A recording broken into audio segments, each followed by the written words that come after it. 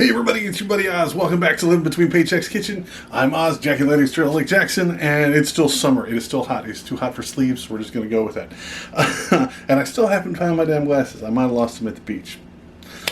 Gulf Coast living, anyway, right? Speaking of which, this is a recipe that I learned from this welder that lived next door to my dad for a long time. He would go do a lot of like redfish, come split them, just throw them on the grill, cook them like this. And he said you can do it in the oven, so we're gonna try it. I'm gonna change out some stuff because I don't do spicy anymore because reasons.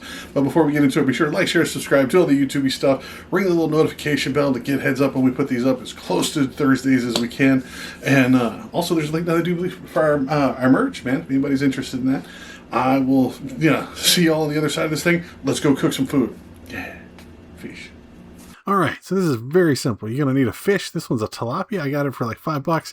Not a fan of tilapia, but it fits our budget. And then we're just going to go ahead and split it. Now, this one's already been gutted and the scales have been pulled off. Don't have to do that. Just make sure it's clean. You want to get the guts out of it, okay? You can leave the scales on it for what we're going to do. You're going to need some butter, and then we're going to make a half-ass pico. So lime, tomatoes, onion, cilantro and jalapeno. If you want to add that stuff, I can't do it anymore. Salt and pepper, or just get you some like fish seasoning. I got this bay stuff, and then Old Bay, like Fisherman's Award for Old Bay. Anything you want to season your fish with, that's fine. Salt and pepper is basic. So first things first is you get your fish, make sure it's thawed out, make sure it's clean, ain't got no guts in it, and then you're going to split it. So you're going to need a nice big knife, and hopefully you can just take it one end to the other. Tilapia is a very, very bony fish. Now remember, when we cook this, it's going to leave fish bones in it. So you can fillet it if you know how to do that. If you have a knife that's just sharp enough. I'm just butchering this one. Like I screwed up that tail something fierce, and then it's got a really thick spine on it, right? And my bones aren't the sharpest. I haven't been able to get them with my buddy Andy, so that's on me. So the welder guy that showed me this, the guy had this badass knife. He just he could throw the fish in the air, throw the knife at it, and it would come down in two pieces. You don't have to split it completely into two different pieces, but I did just for ease to fit into my pan. Speaking of which, you're going to want some kind of pan. You can line it with foil if you want to. It's just for ease of cleanup, or you can put it directly on a grill, or you can put it on the slats in your thing, but it's going to make cleanup a pain in the ass, and you don't want fish juice at the bottom. So use some kind of pan and put foil on it. Now the fish head is pretty thick, so be careful with this. Line it up down the stuff. Now I'm just going to put my weight into it and just use this knife as a wedge just to split it out of there, okay? Once the meat's split, you're good. You don't really need to do this part, but I'm doing it anyway. Be very, very careful with your knife with this. So once we get it laid out, the fish fillet there. Now you can go in, lay out, take the rib bones and the spine out as best you can, or you can just leave them. Guy that I showed, he just left them in there. Just lay it out so you can see the meat. It's always going to be the top and the bottom, top in the middle and the bottom at the ends. So we're going to use half a stick of butter, which is 4 of the tablespoons here. Just take it, and the markings on the butter stuff is right there. Sorry, so you can see right there, I got a pan with the aluminum foil in it. Just makes it easier to clean up. Be sure to pull all your paper off of the butter. You can leave it on there and pull it off later. That's on you. But I take it off beforehand because it's simpler and easier to clean up. Put 2 of these on each fish, usually right there where the meat is. Take that, put that on there. Now, the rest of this is just fruit and veg. So wash your vegetables, or at least your tomatoes. Right, then we're going to pull the skin off.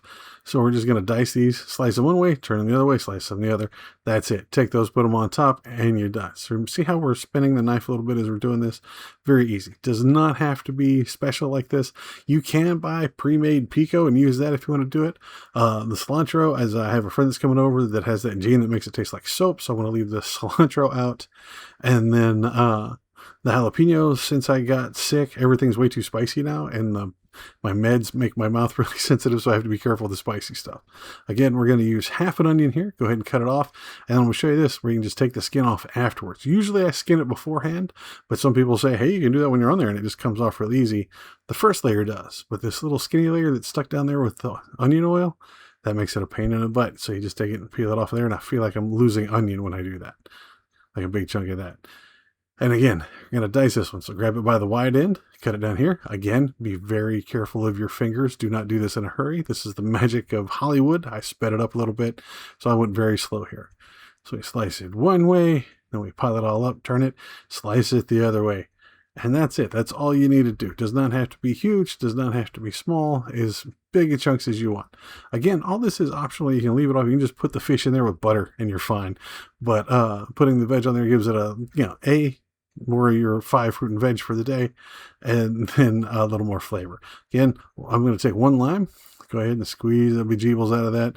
Look at my hand. Sorry about that. Just squeeze both half of the lime onto the fish.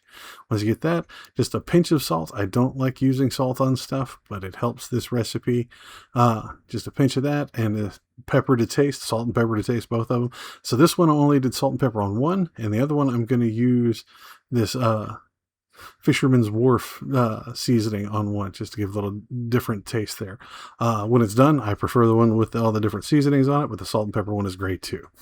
So once we get all that done, we're going to turn our oven to 400, and we're going to put it in for 15 minutes and then check it. It's going to take anywhere between 15 and 30. Spoiler alert, this one takes 30.